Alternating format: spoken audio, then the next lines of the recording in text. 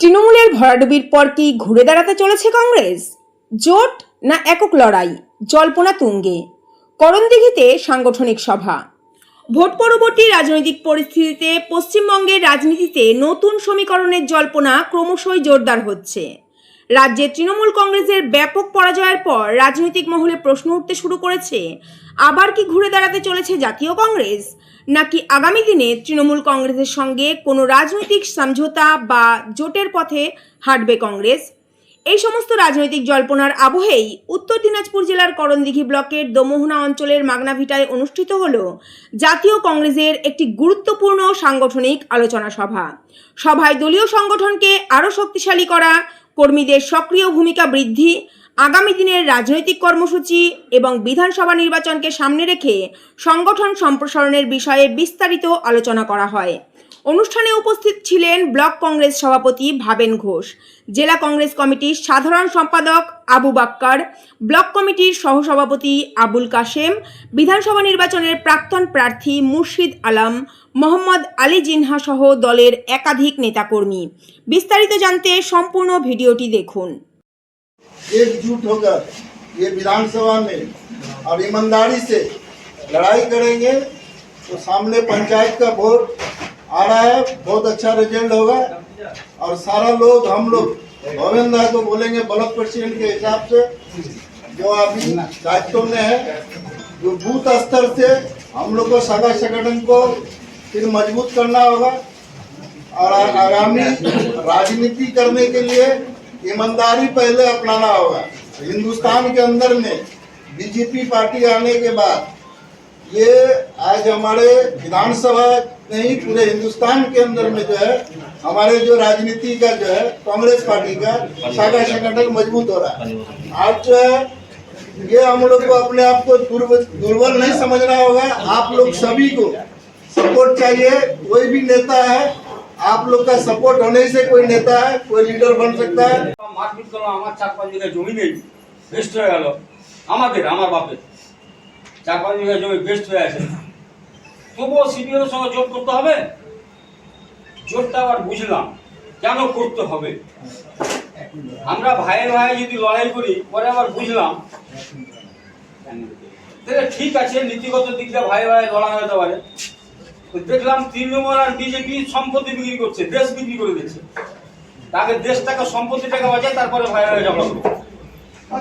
যার জন্য সিপিএম এর সঙ্গে জোটটা করেছিল কংগ্রেস, আবার কংগ্রেসের নেতৃত্ব করেছিল। আমরা কিন্তু ভোটার হিসেবে মতামত দিয়েছিলাম। 16তে জোট হলো, একটু হালকাটা কম করে 16তে জোট হলো, 21শে জোট হলো, 2300 পঞ্চায়েতে জোট হলো, 24শে লোকসভা জোট হলো। এটা কিন্তু সিপিএম এর সঙ্গে আনুষ্ঠানিকভাবে জোট হচ্ছে কংগ্রেসের। এবার জোটের মহাভঙ্গ হচ্ছে কখন?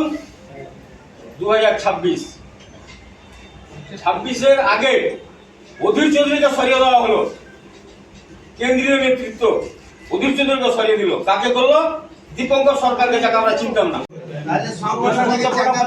আমাদের প্রত্যেক মাসে যেহেতু আমাদের পরিস্থিতিটা ওরকম জায়গায় ছিল যে আমাকে জায়গাটাকে যদি ফিরিয়ে আনতে হয় তাহলে আমাদের প্রত্যেক মাসে কমসে কম দুইটা আমাদের কর্মী মিটিং বা সাংগঠনিক মিটিং আমাদের কিন্তু ব্লকের আন্ডারে করতে হবে।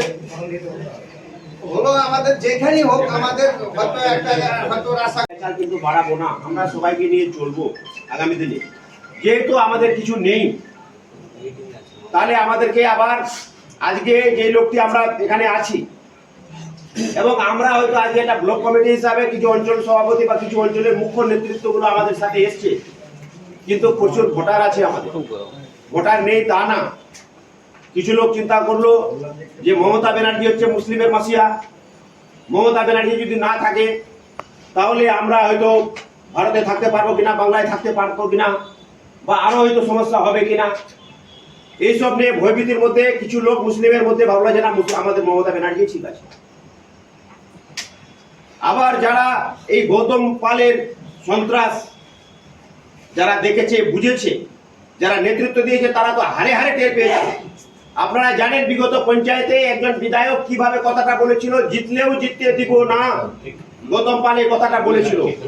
একটা বিধায়ক এই কথা বলতে পারে না, সে প্রশাসনের একটা চেয়ারে আছে, জনসাধারণ তাকে করণদিঘি ব্লকের একটা মাথা করে বসিয়েছে। মানুষের মতামত, মানুষের মতাধিকার, গণতন্ত্র, ভারতবর্ষ গণতান্ত্রিক দেশ। এসেছিল চ্যানেলের মাধ্যমে আপনি দেখতে পারলেন যে মোটামুটি আমার এখানে ডিআরএসপি আজকে এসেছিল। আজকে আমাদের নিজেদের মধ্যে আলোচনা করলাম, সমালোচনা করলাম, যে আত্মসমালোচনা করলাম যে আমাদের এই ঘোরাঘুরিটা কেন, আমাদের ভোট তো ছিল 56, আমরা আজ অনেক নিচের স্তরে চলে এসেছি।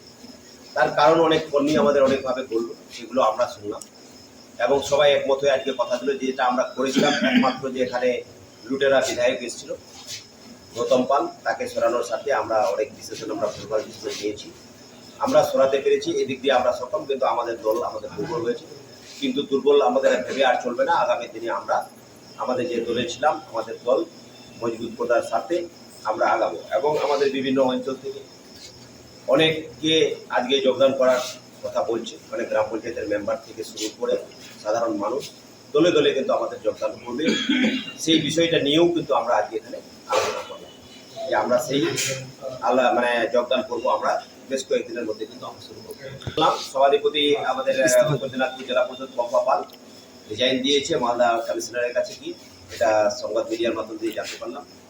আর গৌতম পাল যেহেতু চুরি সন্ত্রাস অনেক কিছু করেছে, জাল সার্টিফিকেট করে তার বউকে পম্পা পালকে জেলা সভাধিপতি করেছে, এটা আমাদের জেলা থেকে রাজ্য সবাই জানে। এটা নিয়ে কেস কামারিও হয়ে আছে এখন অনেক রকম। সেটা তো একটা চুরি জাল সার্টিফিকেট করেছে, তারপরে করণদিঘির মানুষকে খুব বিভিন্নভাবে ঠকিয়েছে, চাকরি নকরি এটা ওটা দিয়ে। তো অনেকের কাছে টাকা পয়সারও লেনদেন করেছে, অনেকভাবে আমাদের যে পঞ্চায়েতের কাজকর্মে যে ডেভেলপমেন্টের কাজ সেখান থেকে প্রচুর ফান্ড চুরি করেছে ঠিকাদারের মাধ্যমে। তো এগুলো নিয়ে উনি একটা ভয় পেয়েছে যে জনসাধারণ আমাকে হয়তো আটকাবে, এটা একটা বিষয়। আর তার সাথে যে মাইনরিটি যে স্কলারশিপ, সেই মাইনরিটি স্কলারশিপের একটা বড় স্কিম আমাদের করণদিঘিতে হয়েছে, যেখানে কয়েকশো কোটি টাকার ঘটনা। সেই ঘটনার সাথে আমরা মানে সংবাদ মাধ্যমে জেনেছি, মিডিয়ার মাধ্যমে জেনেছি যে সে জড়িত আছে, যার জন্য পুলিশ বা সিআইডি ওনাকে অন্যভাবে খুঁজছে, ওনাকে কিন্তু পাচ্ছে না। এখন উনি যে কোথায় আত্মগোপন করে আছে সেটা আমাদের জানা নেই, সেটা প্রশাসনের দায়িত্ব, ওনাকে খুঁজে বের করে যা উপযুক্ত শাস্তি সেটা দেওয়া উচিত। এটা যদি হয় তো করণদিঘিবাসী যেভাবে ওনাকে ছেড়ে দিয়েছে, তা আর ওনাকে যদি আজকে যদি কাস্টাডিতে ভরায় তা করণদিঘির মানুষ গর্বিত হবে যে না প্রশাসন বলে কোনো জিনিস আছে। আপনার নাম আর দায়িত্ব রয়েছে? হ্যাঁ, আপনার নাম কোন দায়িত্ব রয়েছে?